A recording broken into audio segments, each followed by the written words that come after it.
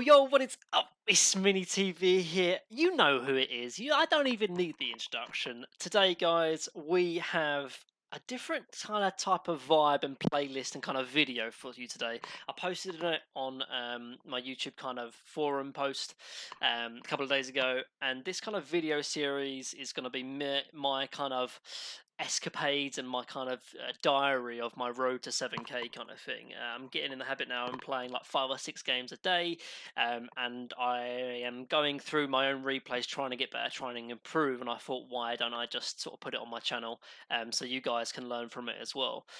So I'm about like sort of 6k ish at the moment, and I'm kind of trying to rank up, eventually get to 7k. But just like everyone else, I lose games as well, and I think, what could I have done better? And in the games I play and where I lose, I think maybe if Arteezy or Miracle was playing the game I was in, would they have been able to carry it? And the answer is normally yes.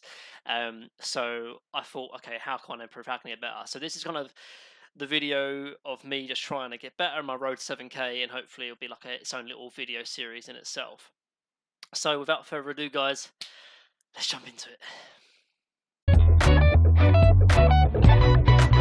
So guys, this is the game. I just really wanted to get this video out because I literally just played this game about maybe 5-10 minutes ago, and obviously, as I said before, I did lose this game, but it was a really close game, and it was just a really painful loss, honestly, with truth be told. So unlike some of the other videos I've been making in the video series, which is like the Immortal Way, where I really detail kind of the hero and go into depth about that, I'm going to kind of be focusing on what I can do to improve, and kind of my mentality and my kind of thinking on where I want to be doing and things like that. Obviously, in this game, it's a Riki replay, and I haven't actually had a chance to post a Riki replay on the channel yet. So maybe I can kind of weave in a few things about Riki and stuff, but mainly I want to be focusing on my mentality and my kind of reasoning. And obviously, you're more than welcome to sort of tell me what I did wrong as well, because honestly, I just need to improve, need to get better. So, without further ado, and so I'll talk about the draft and the pick. So Riki right now is obviously a really, really strong carry pick. I think it's probably one of the top meta heroes at the moment. That if you're a carry player, you just simply have to learn it, simply have to play it. It's so good, and particularly in games like this where the enemy team has high, long ultimate CD cooldowns like Warlock, kind of like Pango, Maiden as well, that are really easy to be picked off. And a hero like Riki is perfect for this. So they showed Warlock, Maiden, and Pango, and Riki just destroys all three of those. Then they ended up showing TB when I showed Riki, and then they picked Arc Warden. Overall, this is a kind of a decent, actually a really good Riki game. I have Pango and CM in my lane, which I can destroy, and TB suffers against my silence, and so does Arc Warden. Doesn't like people sort of jumping on top of them. So really good Riki pick altogether. I was laning with the Enchantress, who was like 2.3, so he's probably about like just below 7k. So I knew I was in for a good support as well, which is always nice to have. So Arc Warden had already placed his kind of remnants here. I tried to dodge it with my E, but kind of mucked up really. Normally you want to be starting with Blink Strike, just because it's just insane value of having 2 charges. And in actual fact, looking back on it, I didn't even need to spec Tricks the Trade, because good thing about Riki is that he has such high regen, base regen, that any kind of trading you do at the ruins actually normally regen up. Plus, I'm sitting by the tower, so an extra 1 HP regen is really nice. So, first things first, obviously the Enchantress is going to be trading with the CM. I just want to be trading with the Pango, because like I said before, my obviously armor is higher than the Pango. I mean, look at I'm 66 and 6 armor, and he has 55 and 4 armor. So whenever I can, I want to be wanting to hit him, and particularly early on, it's all about trying to trade with the offlaner, so you have kind of domination of the lane, and the first 2 waves are the most important of any lane anywhere.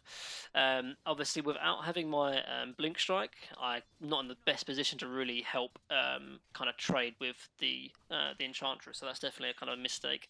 Should have definitely had the Blink Strike. It was a bit silly of me trying to just to dodge out the Arc Warden E with Tricks the Trade for the bounty. Just didn't really need to do it. But now I'm level 2, so I'm as strong as I would normally be. Top CS, which is good. Again, training well with the Pango, and he had like a magic stick as well, so I'm already out trading him because of the items I have over him. Didn't start with a salve in this game because I know Enchantress was going to give me a really strong laning support, put simply. And I instantly go for the Orb of Venom, which I think is the right decision. And to be honest, this lane we kind of dominate in. I do everything right in the lane, I think, but it's still important to note. Obviously, Pango had just used his Q, so instantly I see an opportunity for a kill, and we jump in. And that's kind of the strength of Riki. He has such great area of influence because I can just jump with my Blink Strike. And that's obviously helps with the Orb of Venom as well.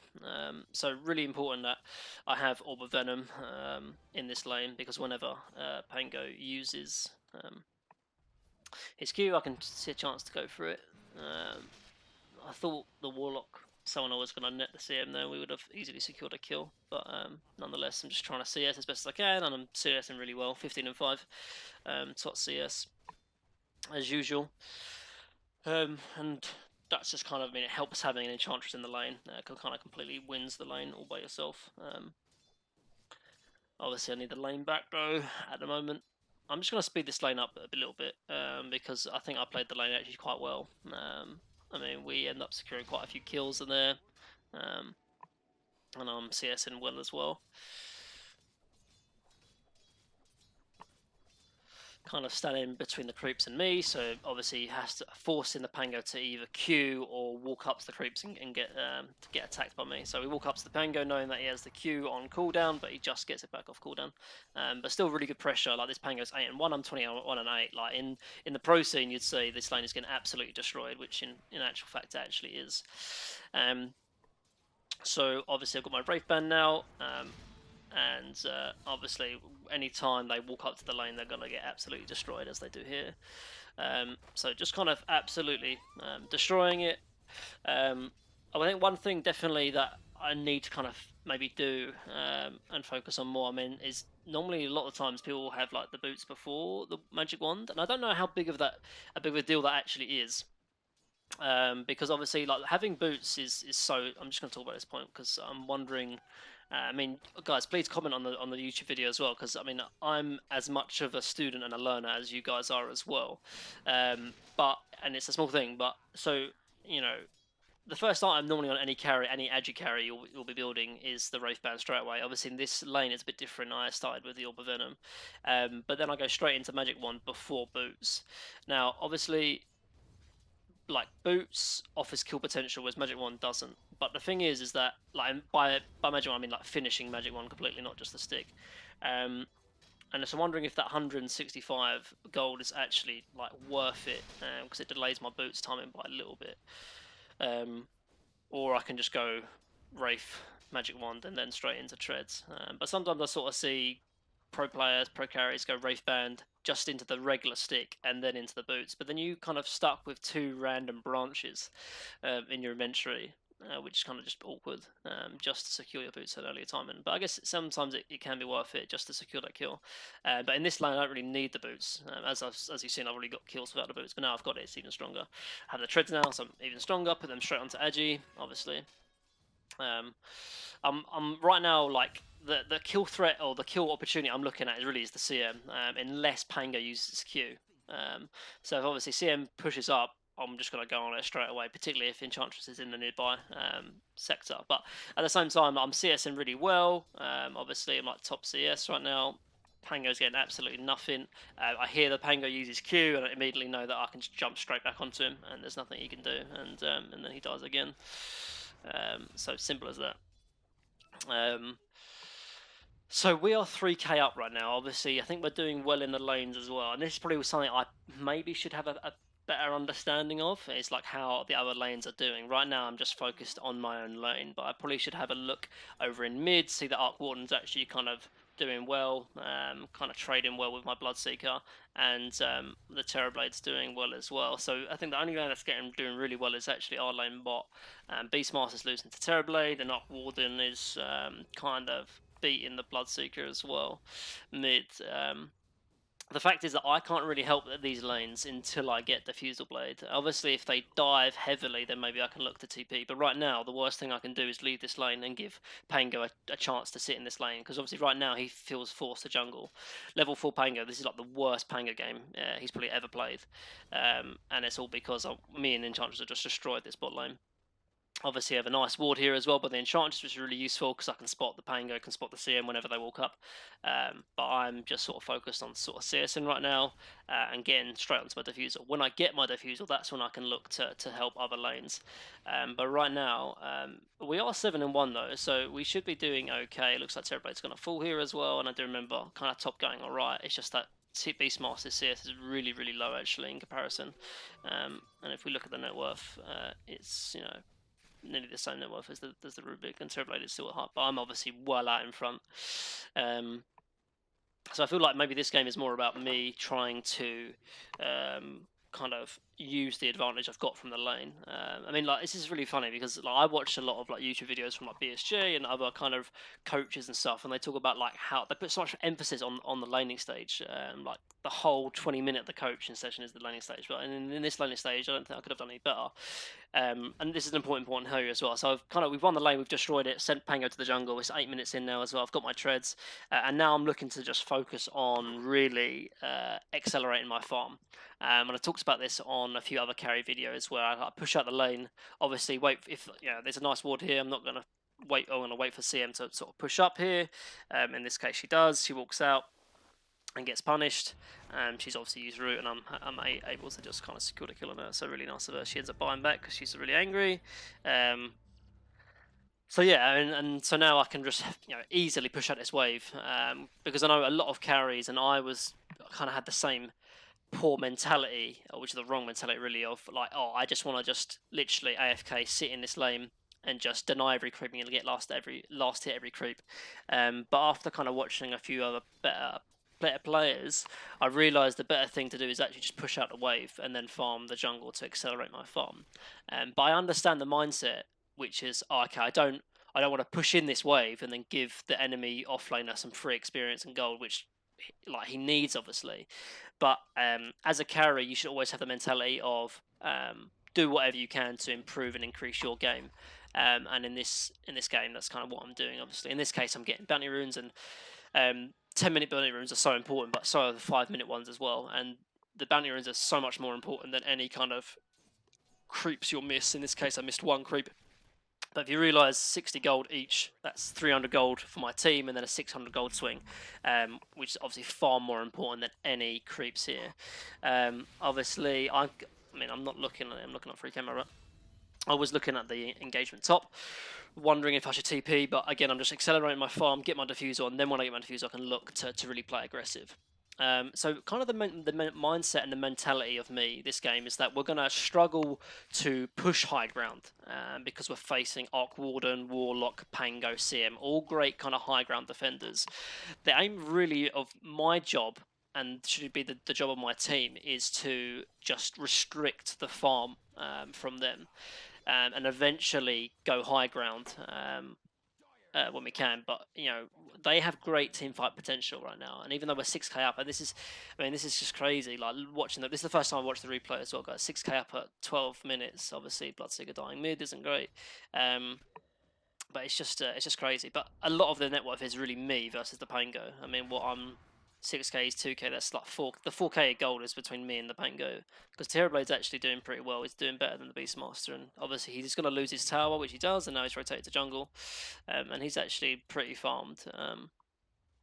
Again, I'm 6k at like 11 minutes, which is like really, really, really good. Normally, you want to be hitting 6k at 15 minutes, but now I'm 6k at 11 minutes, which is huge. Just a few timings to think about, like 10 minutes, like 4k net worth is good, 15 minutes, 6k net worth is good, and I'm on 6k net worth at 12 minutes, I'm like 3 minutes ahead of schedule. So back onto the mindset, so I'm talking just randomly here. So obviously, again, I'm just waiting for my Diffusal Blade to really come before I start moving out on this lane. And now my Diffusal Blade comes, now I can look to get aggressive. But, I mean, my team kind of playing a bit too aggressive, ends up losing a fight to the Warlock and the Arc Warden, but I've got my Diffuser Blade here. Obviously, I mean, I could go on the CM, but this is the kill I really want, obviously, and an easy secure kill on the 2-bleed that he ends up buys back. And obviously, I'm just gonna smart smashing onto the Arc Warden to try and help my Rubik, but he ends up dying. So here, I think this is maybe a bit of a misplay. Obviously, we're going to go ahead and dive onto this Arc Warden as well. This is a really nice tricks of the trade here. A nice thing to realise is kind of, I don't want to be in the thick of it when I use tricks of the trade, and obviously if he's the only target inside it, the tricks, it's going to get hit by it, so I didn't have to commit too much here. Kill the Warlock as well straight after, and then we just commit onto the Pango. And oh mate, I can't believe we lose this game. I'm 7k net worth up at 13 minutes and we lose this game. I just don't even know how we lost this game, to be honest. And it's just giving me PTSD just thinking about it. But so right now, obviously, my team's taking mid tower. They don't need me to secure it. There's no Warlock ulti. Terrorblade's already used a meta, so I'm going to push in bot. Keep kind of the pressure up. I mean, one thing I don't do a lot this game, to be fair, is I don't play the offlane too much, which I talk a lot about in a lot of my other videos, about always playing the offlane. But at the same time, keeping this bot lane pushed in as well forces the enemy team to kind of restrict in movement as well. So obviously I'm just going to backlane the tower here. There's no way my team's going to push the tier 2, so I'm just going to secure this tier 1 by myself. Which is all good. Building obviously straight into a Yasha. I need the Manta really. There's so many things I need to dispel right now. Fatal Bonds, Frostbite, Reflection, Arc Warden crap. I TP up here to try and set something up on the TP, but he just TPs away. And so I see that the Arc Warden, this is kind of the gameplay and the mindset I want to do. Just make sure they're not allowed to farm any way possible. I ping out the Arc Warden, but he's just TP'd away with like 10 HP. Wondering perhaps, I mean, if I just go back here, I think actually one thing I probably could have done is use the tricks of the trade as an extra attack after I kind of miss my attack. So obviously I jump in. I should double blank start. There's a few things I should have done. He should have definitely been dead. One of the things I was thinking about was I attack, and then immediately after I attack, I use tricks of the trade. So it's kind of like almost like an Echo Saber in terms of attack. But I could have just double blink striked him. Would have given me 100 bonus damage, and I had 2 charges of it as well. This is bad as well. I end up dying here because they were all over the map, and I should have expected a sentry really.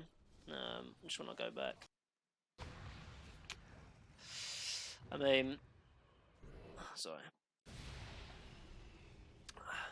What's happened? Oh no, I went too far back. Let me fast forward, sorry. Yeah, so right now, obviously, there's no creep wave to fight. Arc Warden's illusion TP's in. And I mean, I'm just not thinking. This is the death here. It's quite bad, to be honest. There's nowhere else they can be but up here. They're not going to be sitting in base because they still have a tier 2. Everyone is hitting on this high ground, and I talked about how the importance of me needing a Manta. Because if I have a Manta here, I don't die. My team's obviously playing their jungle, so they have to be all up here. And I mean, I don't know they have a sentry there, but I actually lose vision for a sec as well. I try and blink strike onto the Beastmaster. And I try and use blink strike to get down the hill, but I get hit by the Warlock ulti, and I use Magic Wand, but I actually end up dying to the creeps that have thingy, have the bounds on it, which is really annoying. Really easy death, should just given away. So that's just really bad on me, to be honest. Like just kind of thinking, oh, we're so far ahead, and I just give away a really easy death. Another thing as well is I think my talents are kind of bad, and by that I mean I haven't even picked a talent. Before I was going a lot into the 20 plus attack speed, but I mean I've seen on like Dot Buff and a few other things there's a lot higher win rate on the health regen, and I saw Nico Baby do it. I think either today on Alliance, and I really like it. I think because you have higher health regen anyway. But just when you do these kind of little trades and when you're trying to kill people, you take a lot of damage, and having the health regen is really nice. And obviously in that scenario there, if I have the health regen, I don't actually die. So just playing too aggressive without having the mana away. So that's kind of probably my first big mistake, to be honest, that I wanted to highlight. Right now, again, it's really difficult to take towers. I mean, I know they have sentries everywhere. I mean, the one thing I think perhaps my Entrance played really well, to be fair, but I think the one thing that he needs to do is just buy 1 billion sentries. Like, he has 1,000 gold, and there is, I can't even see how many sentries we have, but we have like 1 or 2 here, 3 on the map over here. But we know they're playing around here, so we just litter the match with sentries. It makes my game a lot easier, and also restricts their vision as well. And I think when you're this far ahead, you already have like a medallion, just keep control of the vision. Because even though we are really far ahead, like this TB is still farming like average, like relatively decently. It's like the same net worth as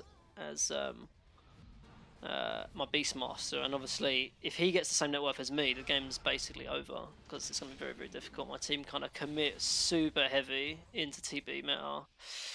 I mean, if we just go back, I mean, yes, I could be there, but at the same time, it's awkward. Like I don't know if we really want to be forcing. I mean, meta's just been popped. I know they don't have Warlock ulti, but I'm just after that death in mid. I want to just farm my mana, and so I don't know whether I should be. I don't really know whether I should be in this fight, but like people are half HP before the fight even starts. Obviously, I'm not there. One fatal bonds onto the zoo summons, and it just instant dead. And I feel that yes, if I'm there, I can do something. But is that a fight we should be taking in the first place? Which is the answer is no, really. The thing that I feel we need to take Roshan as well. Like, we're this far ahead. If they walk out of here, outside of their base with vision, when we're 8k up, like, they're just going to lose the game.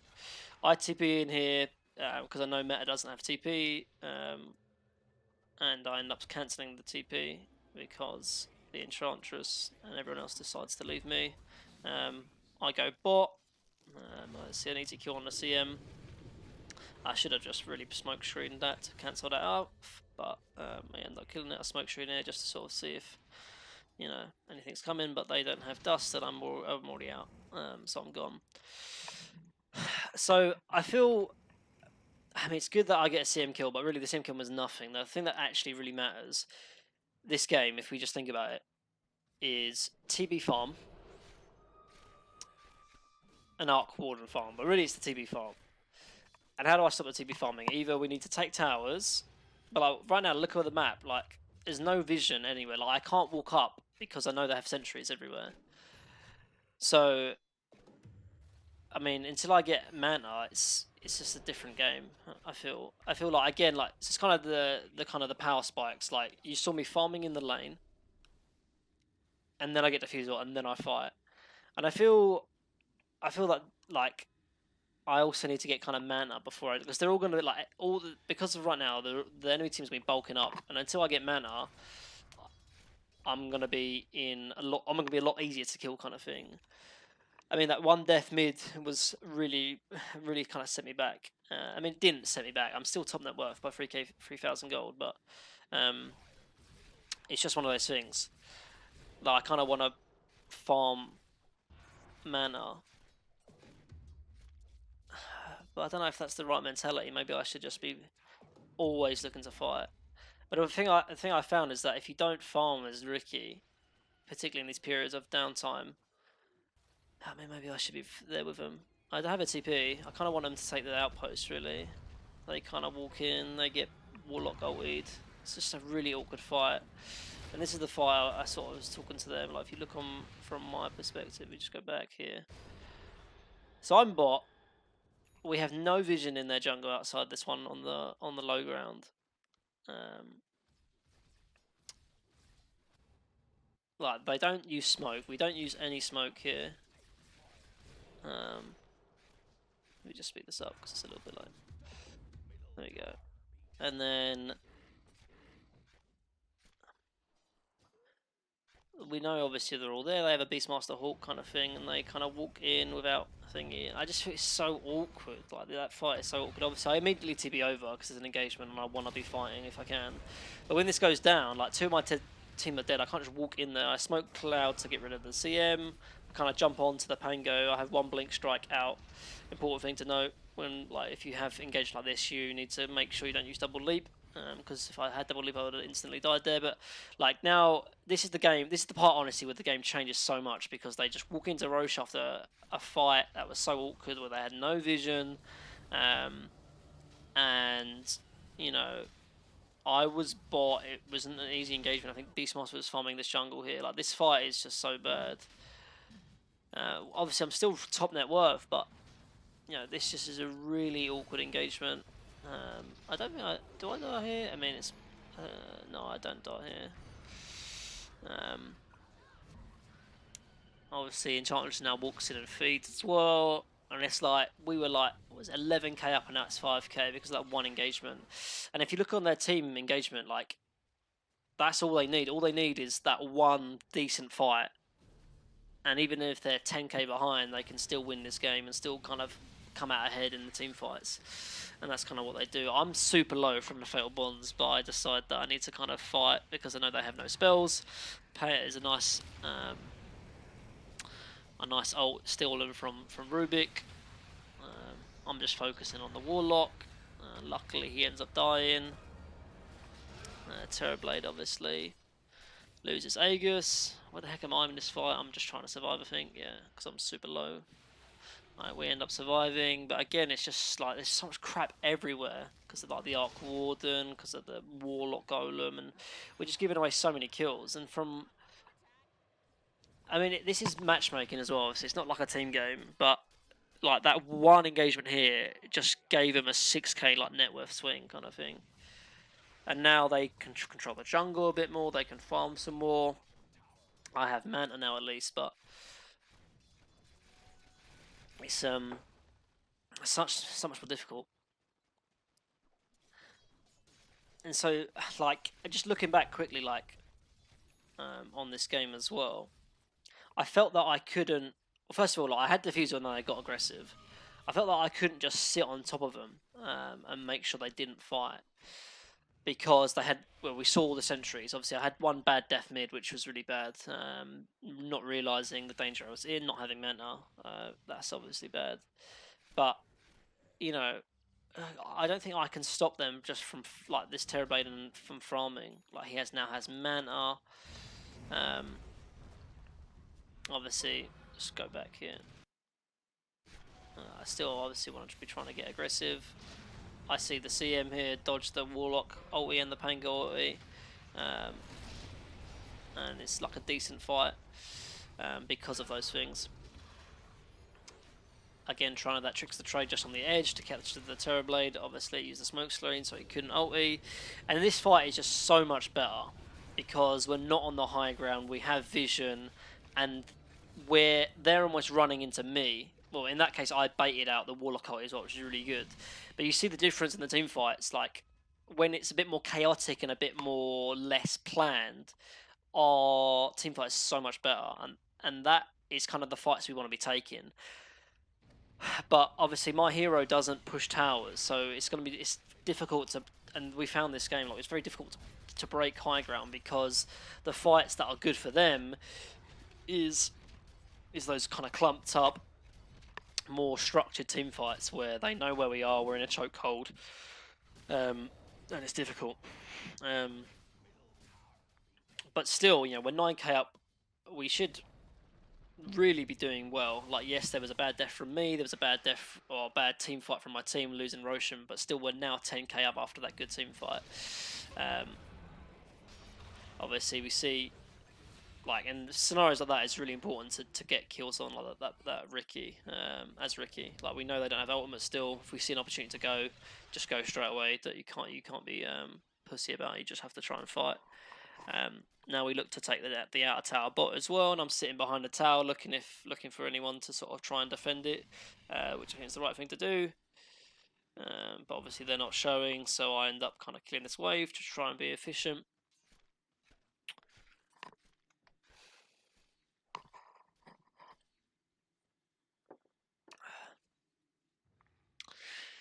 Obviously, I can't really just leave my team now. I know they're farming in their jungle, but I can't just walk up in it by myself.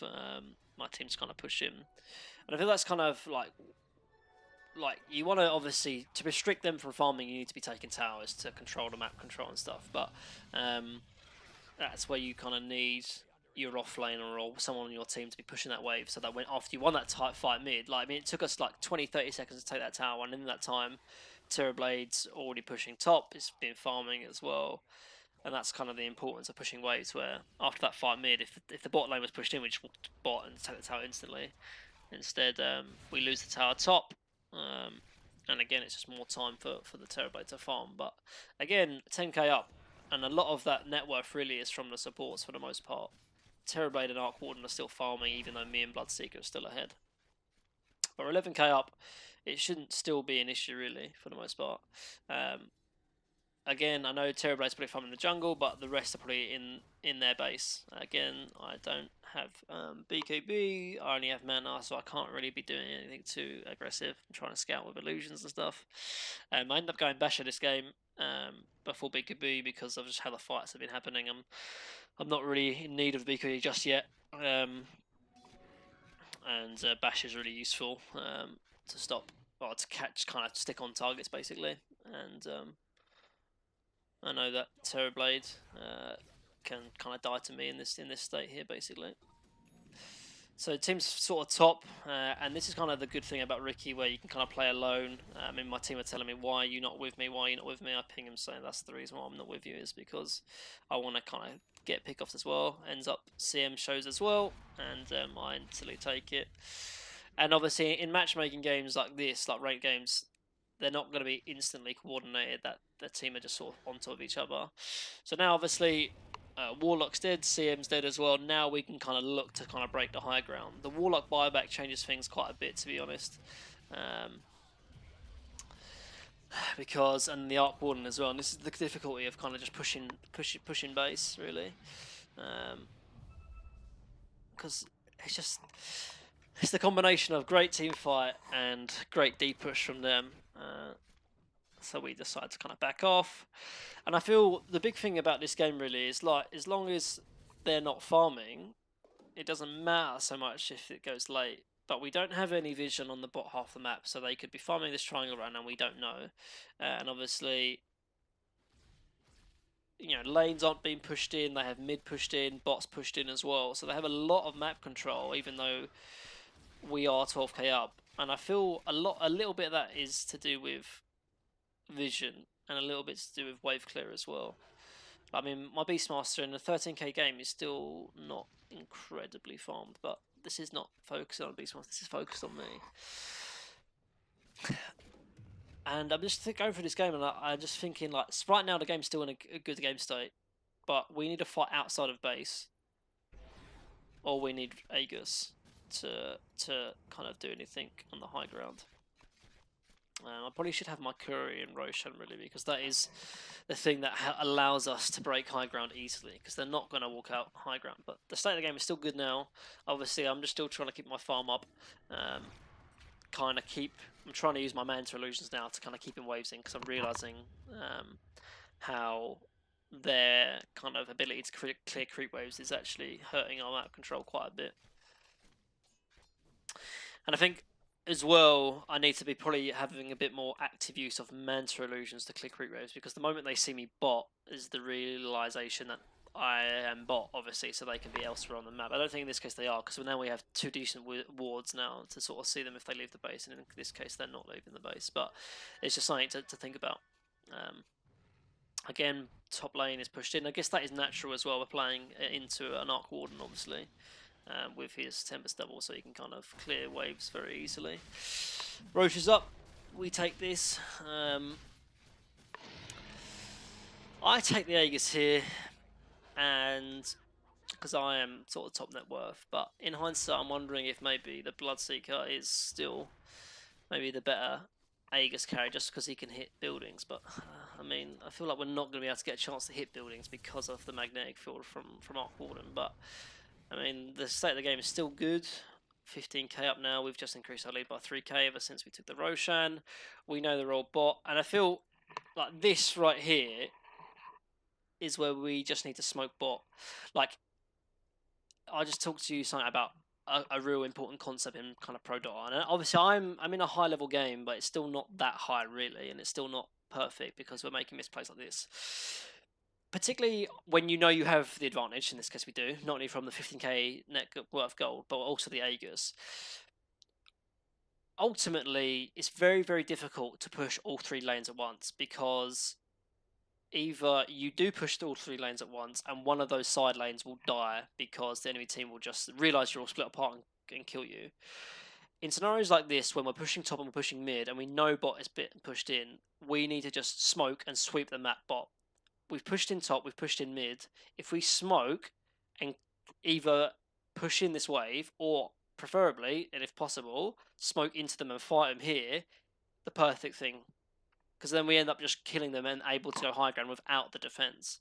Because if we smoke bot now, kill the Warlock, kill the Arc Warden, maybe catch the Terrorblade as well, this game is so easy because we can just walk high ground, take both racks, and the game's already over.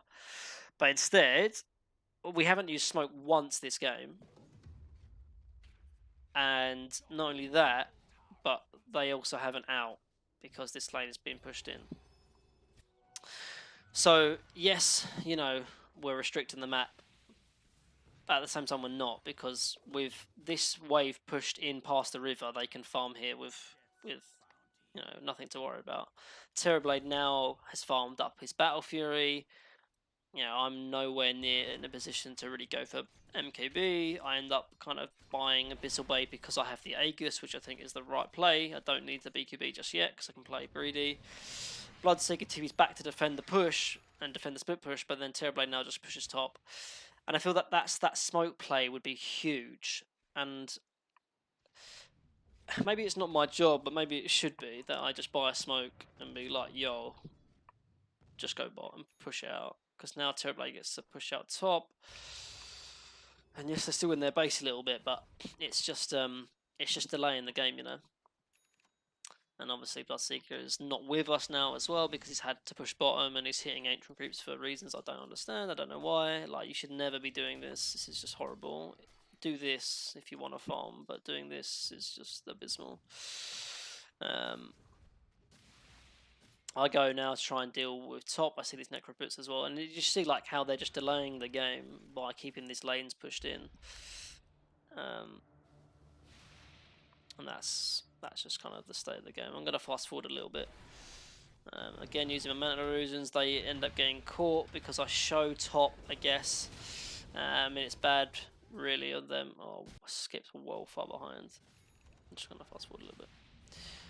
So, I mean, what? He blinks in there. I mean, that's on him. That's not... I can't do anything about that. I mean, he literally just blinked in, right? Yeah, he blinked in, and then that gets caught everyone else. And obviously, then again, that delays the game because we don't have Enchantress and Beastmaster. But at the same time, I did show top, which allows them to. So I'm wondering if maybe I just use mana illusions and try and stay with the team. Obviously, we lost the net worth lead a little bit, but Bloodseeker's pushing in bottom, pushing in top. Gonna leave this on 1.5, I think. But we use 4, keeps the tier 2 up. I probably should be looking to TP back and trying to catch these people here, I think. Rubik jumps in again with Blink and dies the same way he died a minute ago. But I try and rotate, see that I think we have a ward here, so I can't show up. Eventually get a chance to fight Abyssal to stop that, instantly go on the Warlock, and then we end up killing both, even with a nice Terrorblade Sunder. I mean, it's a good kill, obviously, but you know, we were 15, 16k ahead, and now we're 12k, but with Terrorblade dead, and it's kind of like, yes, it's good, but what in the reality what has actually gotten us closer to killing this throne? In actual fact, nothing really. And it is a tough game, really, because you know, it's 33 minutes now, and even though we're this far ahead, Arc Warden just stops pushes like nobody's business. I jump in straight away, obviously, because I want to catch them off guard. But Pango has buyback, they also have fort, and they have mana field, and it's just like this constant stream of we're trying to cut through their defenses. But now Terrorblade's back up, and we have Aegis. I jump on, like, jump in here, and I feel like we have to do this because we can't slow siege the base, right? We end up killing the Pango, which is good. I get ulted, and that's also the time where I lose my Aegis as well. But I'm out. But my team is not. Man. You can see why this game gave me serious PTSD. I just want to win this game. I'm like 20k net worth. I'm 13-1, and I feel like this is the moment where I realise I don't think we're going to win this game, even though I'm 13-1. What game do you go 13-1 and realise you feel like you're going to lose? But anyway, I lose Aegis there unexpectedly, which again is something I should keep an eye of, which is the Aegis timing, and I don't. I should have manted before I TB'd here as well, push out this wave. If I'm going to be back to regen up and get ready for the push mid, I should definitely manta beforehand. I've got my BKB now, so only thing that stops me is Warlock ulti, but hopefully I should be killing him first. Obviously I'm just smoke screening this. They don't have MKB, obviously. I feel like we just jump here and go on them.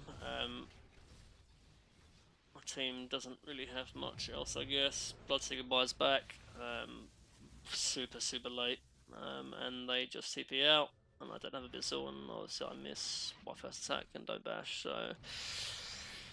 Now our 15k gold lead is now 6k after that buyback, and now the Bloodseeker is now below the enemy cause. And I mean,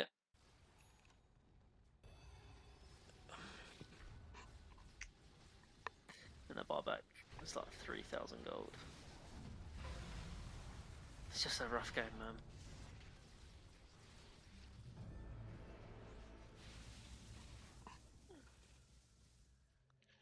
He has buyback though, so even if we kill him, it's going to be difficult. And I feel that maybe I didn't do a great enough job at stopping the TB, and perhaps I need to have a better job, perhaps, of realising I need to kill the Arc Warden before we push high ground. Because if we do that, then we can push high ground, but without it, we kind of can't. But again, it's kind of another round of kind of trying to restrict them from farming. We win a fight outside the base, but inside the base it's a lot more difficult.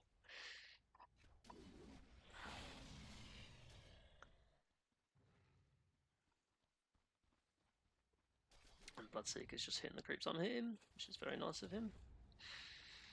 Oh, this is my second bad death actually. I end up realising they're there and I need to just BKB straight away instead of BKB and die. Alright, I die exactly the same position as I died the first time, really. And I feel it's one of those games where, you know, I have to play perfectly to win this game. Because I feel I've done really well up until probably those two deaths. You know, I'm top net worth, everything's going good. Now I die without buyback because I didn't BKB. It's just like sad, really sad. This is the Chronicle diaries of MiniTV, crying over games. So we're the first team to lose racks, but Bloodseeker should just be BKB TP here, and instead he wants to kill a Pango with 9,000 net worth, and he kills the Pango and then proceeds to feed. And now he's dead for 2 minutes. But I shouldn't complain because my death here was probably as equally as bad. So yeah, and now I kind of obviously after the butterfly from TB, like he needs to die because he's doing too much damage. But I've slowly been eclipsed in net worth. I look to kill like kind of anyone here, preferably the Warlock before he gets his ultimate off, which I do, which is good. Needs to kind of reset. if possible. Blink on the Beast Monster back in the Roche Pit. Kind of focusing on the Arc Warden. End up jumping on the high ground here. We end up killing the CM, but really we wanted this kill. No one cares about CM. Terrorblade. Where is Terrorblade's gold? He didn't have buyback. That could have been like game if we kill him there instead of the CM, but couldn't catch. I mean, I accidentally. It doesn't help that my level 20 talent I meant to click Blink Strike cooldown, but I didn't. And maybe the Blink Strike would have been. I mean, the Smoke Screen cooldown would have been better than 20 damage, but I'm not sure that would have made that much of a difference. Although Terrorblade doesn't have BKB, so maybe it would have made a difference actually. Again, we kind of feel forced to kind of fight instead of just hit buildings because Arc Warden's up. I realise I can't man fight a TB, even if he's in my cloud. I blink out. Again, we're kind of doing good on the net worth kind of aspects of things, but again, no racks. Towers are low, but not low enough. We take Aegis. I end up. This is Aghanims. I take the Aghanims here.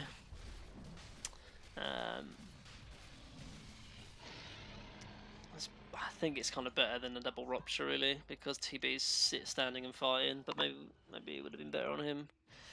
But you know, it increases the duration, and I have the 25 talent as well, so I think it's pretty good on me, although I don't really use it effectively, to be honest, or that well. Well, 18k gold up, but that's kind of inflated because of the Aghanims, to be fair, so that doesn't mean as much. But again, we're still struggling to hit high ground, and I mean, it's a bit of the draft, I guess. I think, and I don't want to complain, but Bloodseeker was the 22 pick, and it was to counter the Pango, but we already had a Riki. But we killed a Rex here. I jump, and I mean, it's probably pretty bad jump actually. But we kill CM, Warlock bites back. I lose my Aegis here. I should have just E'd onto the Enchantress here instead. I didn't. This is going far too fast, this is realising what's happening. I mean, I think this jump, the other jumps I think were alright, but maybe this jump was pretty bad. Oh, not far enough back. Because we're already hitting this building. Like, Arc Warden's not here. Like, he's not in position. I think he's scared of me jumping him, because I have been jumping every time. I want to kill the Warlock before I'll eat, and we do. But when I jump in, the rest of my team do as well. Bloodseeker's getting chomped in the back. I can't man up on the TB, obviously.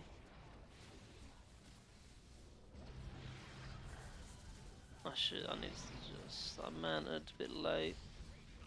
I need to E onto the Enchantress here to keep my Aegis alive. But when we're running away is when obviously the fight's just really bad.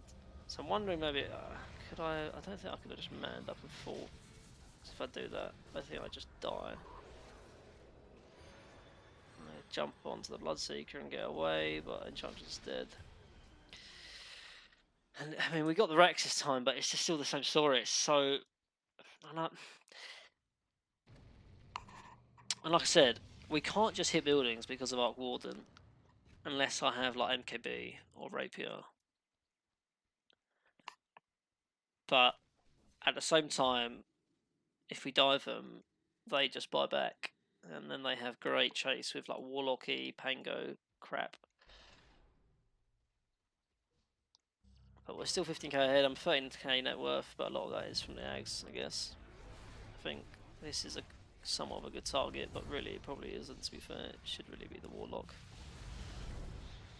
And Terrorblade always, and just one-shots me. Terrorblade's just too fat. I buy back.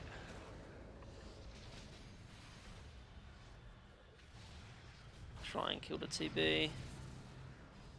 I get hexed. He always. I die.